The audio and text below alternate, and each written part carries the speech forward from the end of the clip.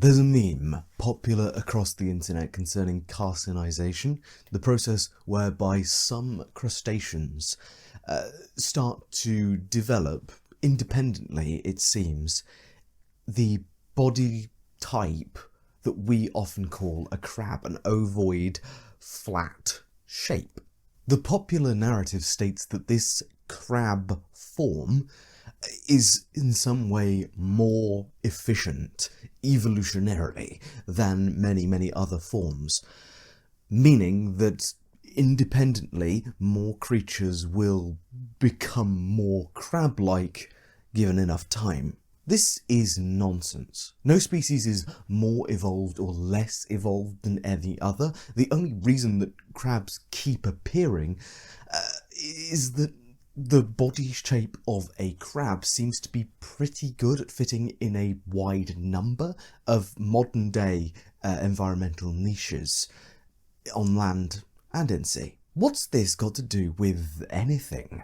Well, transit enthusiasts tend to believe that something very similar to the popular narrative on crabs is true of trains. So today I want to look at the history of trains, tracks and caravans to see if they're right, and if there is a certain set of conditions that must be met for a world, any world, to develop a train. But before all of that, we need to actually determine what a train is. For me, a train is a set of connected modular carriages pulled along a preset track by an engine or power-producing lead car. This is important so we can cut out some historic travel systems that used one of these things, but not the others. They don't count as trains for the purposes of this video, at least. Interlinked carriages, steam-powered engines, and pre-laid transit tracks have all existed for well over 2,000 years, believe it or not. But it is the mix of the three that creates the specific phenomenon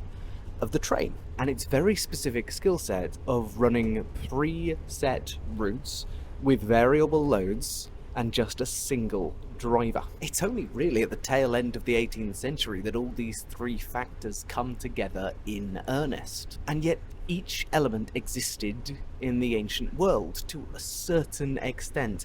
I mean, a lot of science and industry had to develop before steam locomotion was possible. You needed a lot of chemistry, you needed a lot of work, a lot of precision machine parts. But in theory, the technology was at a stage that it could have been at least conceived of. But to explain what I mean by all of this, we're going to first look at the caravan, and then it's down to the mines. Throughout the history of land-based trade, caravans were one of the most influential innovations, especially in the exact kind of terrain that trains love: flat, barren, undeveloped land. The Silk Road is probably the most famous and obvious of examples here. A trade route populated, at least from the 2nd century BC onwards, largely by long trailing convoys of independent traders who travelled together, banded together, allowing them to share costs for guards, guides, and repair materials, and to have other people look out for them, making their goods less appealing to opportunistic bandits. These caravans were often therefore used for expensive trade goods. There were towns which sprang into existence or prominence along these routes, and businesses that existed like caravanserais, essentially the progenitors to inns, which sprung up along these trade routes to house merchants and their goods overnight in dangerous or barren areas. While the Silk Road was a physical route, it wasn't a road or something set so far in stone. Shifting sands, rivers and local conflicts could easily change the course of the Silk Road from year to year in travel. This happened because the route was long, not well policed, and went through multiple different administrative regions. Even today, railway infrastructure tends to be run on the national level, or it's privatised, if you're stupid. Even though, especially in Europe, rail lines are more connected than ever. This national focus largely comes from the fact that rail lines require long-term planning and investment. This requires secure borders, long-term region stability, and a use case that can work on a national scale. This might be some small part of why no trains existed before the Peace of Westphalia, a foundational treaty that helped establish the concept of national sovereign territory, as opposed to borders that could change year on year based on if your king died or if your neighbours started getting a bit aggressive. I mean, this obviously is a simplification. There are, of course, land seizures that occur after the Peace of Westphalia, but generally, borders tend to get more enshrined and more of a sense of a nation is created here, creating more long-term stability in what can be considered a country. That touches on some of the concerns with large-scale land-based trade, but we'll move now to the mines, because there has always, since we've been mining things, been a need to move a lot of heavy stuff some distance from where it is mined. Quarrying stone and mining ore is all well and good, but if you're planning on refining it, getting it to a construction project, a port or a trade city, you need short to medium scale, reliable, predictable transportation. Even in ancient Assyria, Babylon and Greece, we see this problem solved in full effect with rutways.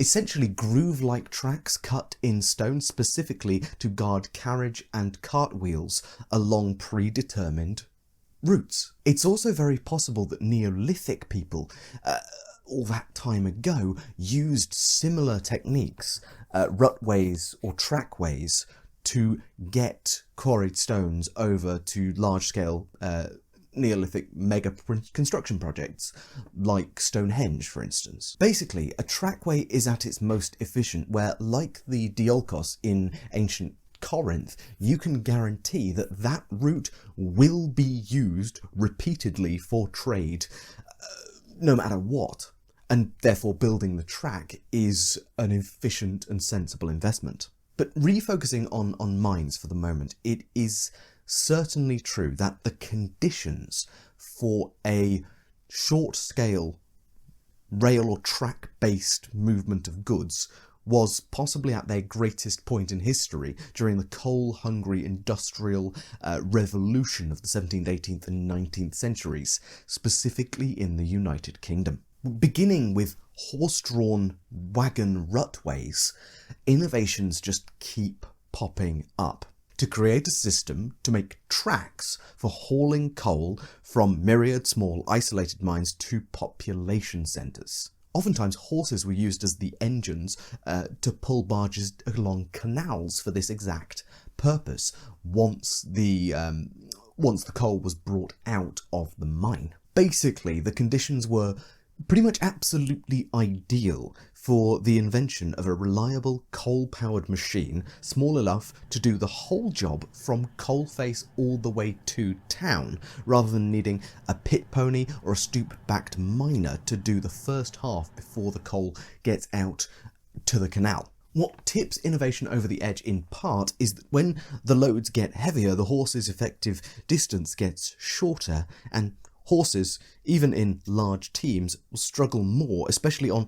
larger journeys or with longer working days. A horse can produce 15 horsepower, weirdly, and 2 horses can produce around 45 horsepower. But this requires the horses to be working at their maximum and is not sustainable in long-term effort. Even if a steam engine were made that was just as powerful as one horse, it outworks the horse simply by the virtue of being able to achieve its maximum work for far longer than a horse can. It's the lack of fatigue that makes the steam engine the obvious choice. It is this period of innovation, the creation of an indefatigable machine, that makes the concept of taking a whole bunch of stuff in one interlinked train of carriages a viable endeavour at all. But let's head back to the ancient world for a moment for a bit more context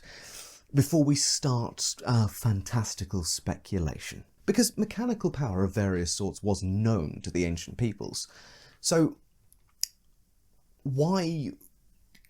how could they not invent a train-esque system using some other form of power. Let's look back to the Diolkos, because after all, this thing was revolutionary. The whole purpose of it was to drag entire ships and their cargo on sledges across a grooved path along the Isthmus of Corinth, essentially a small gap, a small land-based barrier between two seas, creating a shortcut for ships that saved around 700 kilometres of travelling. Well, the Corinthians did employ some mechanical help in this project, winches, levers and such, to guide ships properly into their mechanism, into their trackway, essentially. But it is also true that for the relatively short distances that are being travelled and the gaps that you get between ships being able to be moved along this thing, the most efficient power source for these ancient Greek peoples was physical labourers, either animals or people. At the end of the day, both animals and people in Greek society were owned commodities, and you didn't have to pay them to work for you. All you had to do was pay for their upkeep and eat the initial cost of buying them. Following the ravage of the Black Death across Europe and various other social reforms that occurred in the intervening millennia, the cost or value of labour steadily increased, since it's essentially free in the ancient world. By the time of the Industrial Revolution, people were very much out of the question as a simple dragging force. And we already discussed the problems with using horses in mining infrastructure specifically. They wouldn't fit down the, on average, about 3-foot high pits. Fundamentally, no matter how available, cheap, or strong your labour force is, for large enough scaled infrastructure, living creatures are generally just not efficient enough for long distance transport of goods and people.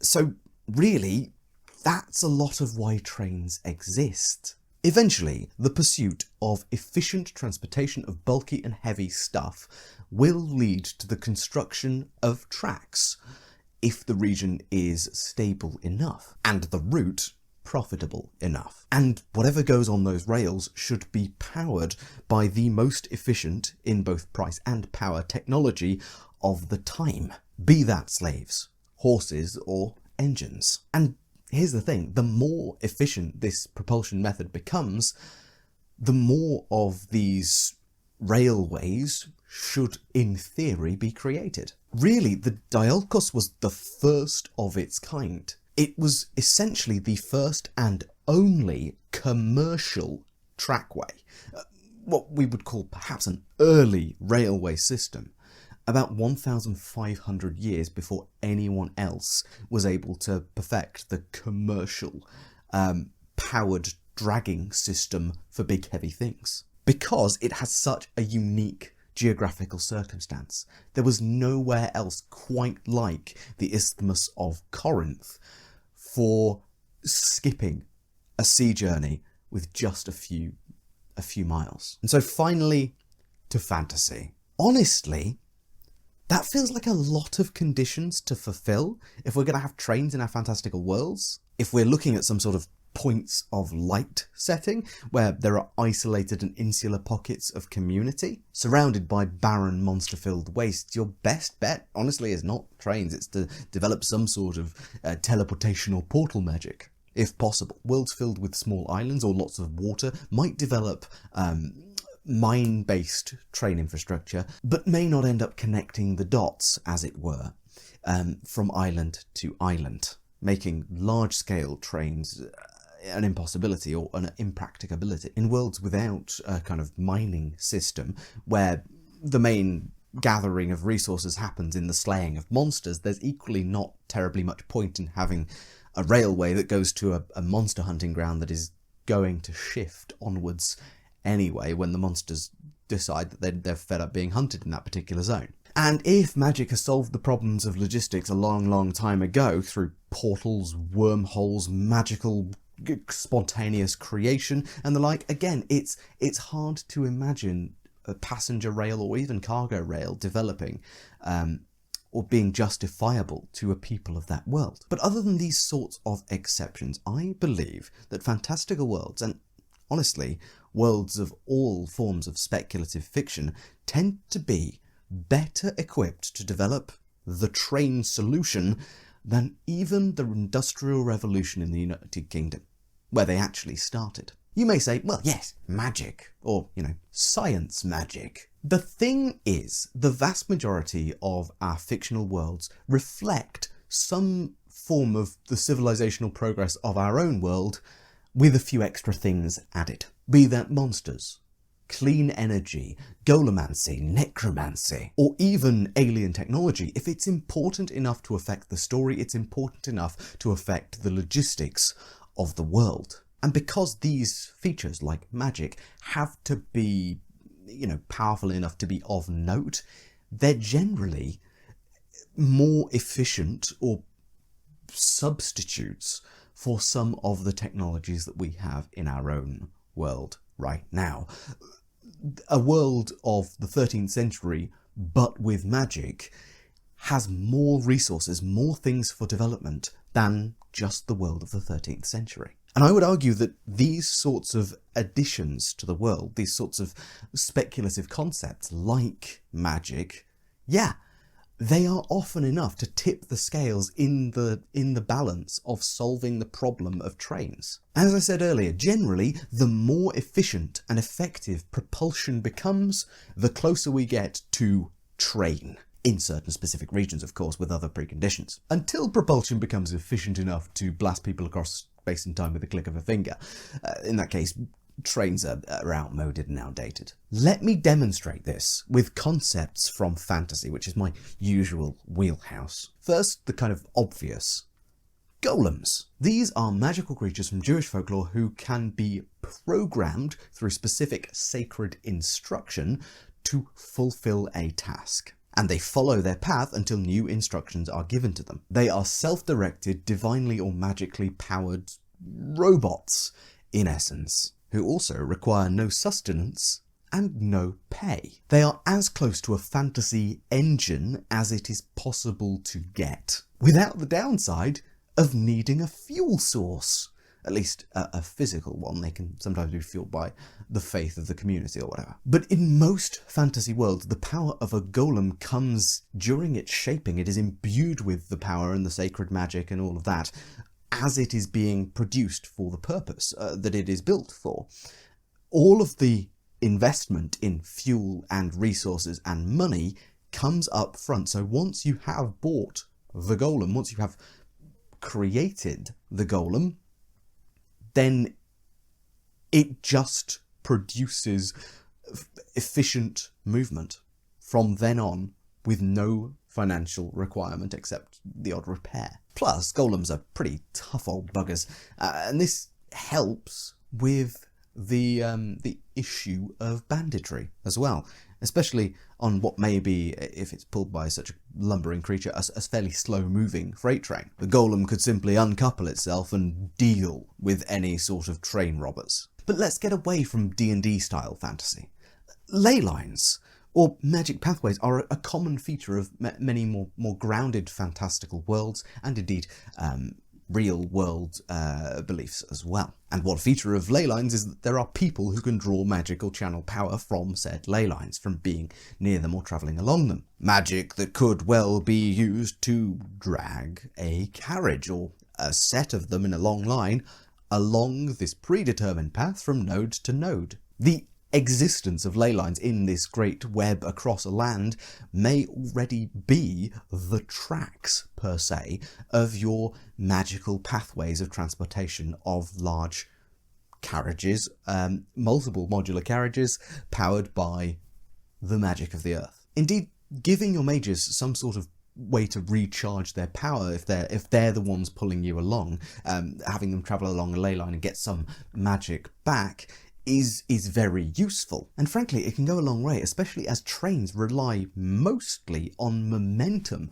to power themselves along after the initial strain of a start. or an acceleration. Stopping and starting is a bit of a different story, but when you're stopping and starting on a track of ley lines, the end node is very likely to be the place of greatest magical potential anyway, which might allow your mage or whoever is using the magic to recharge. The layway may need work as a name, though. There's too many magic systems to go through everything here, but I'm going to go through a few of them and give you an example of how trains may be propelled using that sort of magic system, bearing in mind that we're looking for a large burst of initial power and then small additions of power for the continuation of momentum.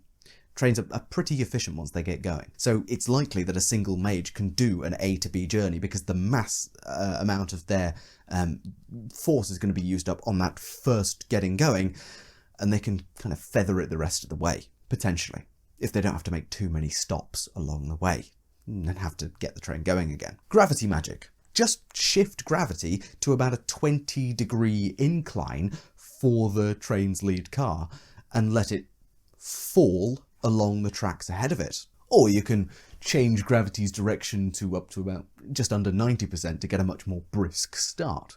Fire magic might allow you to power a traditional steam engine. Ice magic could be used to create a one-way gravity-based chute of ice along the perfectly frozen sheet, like a kind of train bobsleigh, potentially. And if you've got more engineering nous than me, probably some sort of differential heating or cooling system that will generate energy if you can generate cool out of your hands. Light magic could be used to draw a collection of beasts away from or towards the light in dark tunnels, or perhaps even at night. Electric or lightning magic seems fairly self-explanatory as long as your world has, enough technology to utilize that sort of energy. Summoned constructs could be used to drag some cabins along using just the magical potential of a caster rather than any sort of, again, physical or material payment. Or the train engine itself could be some sort of clockwork marvel turned by force magic, or even an enchanted piece of machinery given personality, movement and agency in exchange for dragging some carriages along. Speaking of awakened non-sentient engines, fantasy worlds are filled with all manner of strange creatures as well, who may be better or smaller or have a much better time pulling things than a horse, let's say. In D&D worlds, you can grant sentience to certain creatures and bring them into your service for about a month. So rhinoceroses and elephants may be on the menu as willing, rule-following, intelligent train engines as well.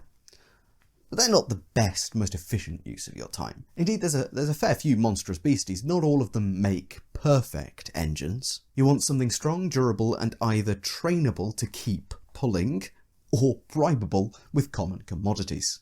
D&D has the rust monsters, incredibly stupid beasts who will chase down ferrous metals at all costs to their personal selves. So generally you want something with a fairly low profile, so that all of the energy is moving forwards, like a theoretical, thematic giant crab or scorpion or something. Or if you're feeling really spicy, you could theoretically use a vampire. Nothing would motivate a vampire captive with super strength more than having to drag a train and its carriages forth away from, say, the rising sun, having to arrive at their destination before it gets too light. Extra points if they're heading in the direction directly away from the rising sun and having to try and outrun it. I mean, it's pretty cruel, though, as engines go. Speaking of undead, though, animated skeletons or zombies are a pretty perfect solution to many of the other engine's problems. Tiredness? No. Fuel? Just some hatred. Difficulty to instruct? The necromancer should have complete control. Ironically, as much as we've made fun of the ancient world's inability to move away from essentially slave-based labour, we would likely be very well served by the enslavement of the undead in a fantasy world for this specific purpose. Yes, chaining a bunch of skeletons to a train wouldn't really work terribly well, efficiency-wise, but if you can use the principles of bigger and smaller cogs with more or less teeth, you could probably go very, very well with a skeleton-powered gigantic tread wheel powering a smaller cogwheel with just the right amount of teeth to power a wheel along the tracks at a pretty decent clip. If your tread wheel's big enough, you could probably go quite fast indeed with that generation of torque. The fact of the matter is, and what I really want to demonstrate here, is any time magic or monsters make any mundane process in our real world any easier, or God forbid free, the peoples of our fantastical worlds are going to use it, going to try to exploit it, or at the very least, experiment with it. And it's true, trains are great at what they do. It's the best way of reliably moving large and heavy freight between two set points along the land. It's not the be-all and end-all of mass transit, of course, but there is some truth to the fact that with sufficient technology, the train is kind of inevitable. I think that truth about trains is especially evident when we look at it through this lens, through the lens of fantasy. And I'd urge us to more think. And I'd urge us all to think more about the implications of providing a new way of doing things to the people of your world, of giving a technology or finding a solution that is simply just more efficient than we have ever been able to do it in our world. That power will change everything about how logistics works in your world and will, as I hope I've demonstrated here, probably lead to massive changes in how infrastructure works, and indeed, probably, trades. But if you're not into considering the implications of absolutely everything on your own, you can always tune in next week, or the week after. I publish videos almost every Monday, earlier for channel members. You get them whenever they're done. And the only reason I missed last week was a very exciting trip to the UK Games Expo, which might mean some cooler things for the channel coming down the pipeline in the future. Also, just for added authenticity, I wrote every single piece of this script on a train, just for some extra fun, and you'll notice I filmed a few bits on the train as well. I couldn't get all my filming done because I didn't really want to bother people. But with all that said, I've been Tom, otherwise known as the Grungeonmaster. Thank you so much for watching, and I will see you in the next video.